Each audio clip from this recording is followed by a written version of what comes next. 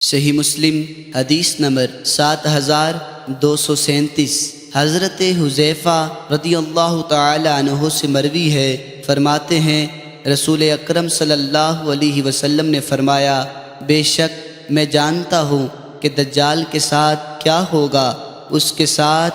2 نہریں چلتی ہوں گی،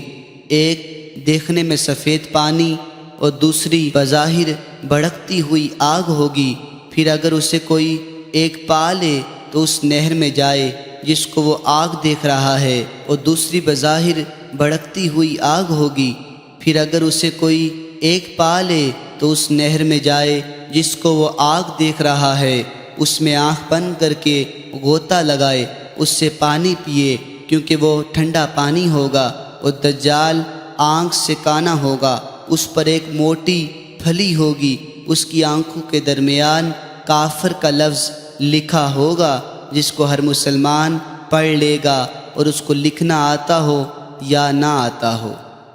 صحیح مسلم حدیث نمبر 7238 حضرت حذیفہ رضی اللہ تعالی عنہ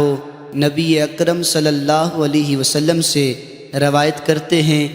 آپ نے دجال کے بارے میں فرمایا کہ اس کے ساتھ پانی اور آگ ہوگی، اس کی آگ ٹھنڈا پانی ہوگا اور اس کا پانی آگ ہوگی، بس تم اپنے آپ کو ہلاک نہ کرنا۔ حضرت ابو مسعود رضی اللہ عنہ فرماتے ہیں، میں نے یہ بات حضور علیہ الصلاۃ والسلام سے سنی ہے۔